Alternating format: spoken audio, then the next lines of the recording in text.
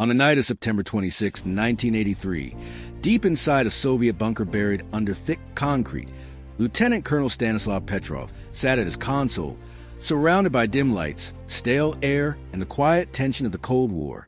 Dozens of operators watched their screens, each one waiting for a signal they hoped would never come. At 0:40, the silence shattered. A harsh alarm exploded through the bunker. Red lights flashed. A message appeared on Petrov's screen. Missile launch detected.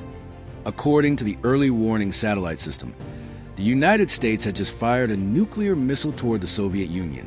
If true, it would strike in about 20 minutes. Protocol demanded immediate retaliation. There was no time to confirm with ground radar, no time to hesitate. But Petrov froze, not in fear, but in doubt. One missile? That didn't make sense.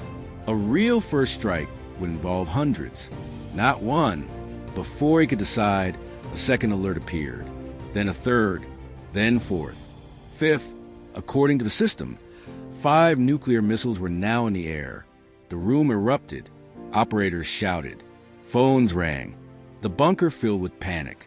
One word from Petrov would launch a full Soviet counterattack.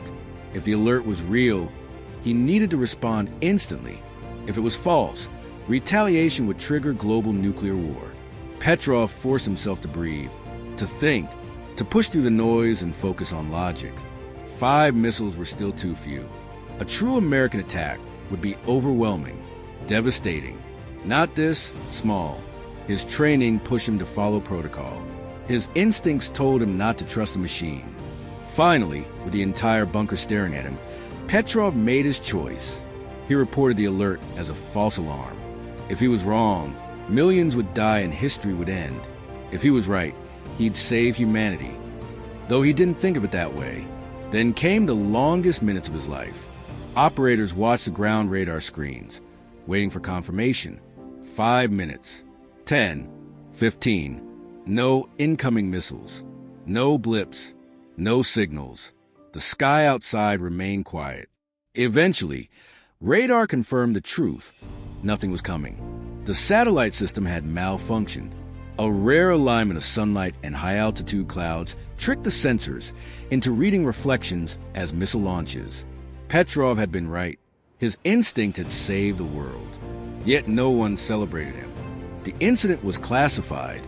The Soviet Union did not reward those who exposed flaws in its systems. Petrov returned home that morning exhausted, carrying a secret he couldn't share.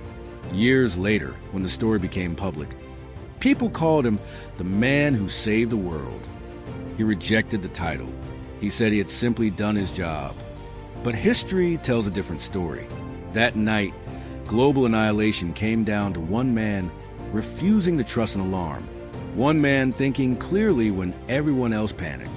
One man choosing logic over fear. The world survived because he hesitated, because he listened to doubt instead of blind protocol, because in a bunker filled with noise, he heard something else, the quiet voice of reason. And sometimes that's the only thing that stands between humanity and its own destruction.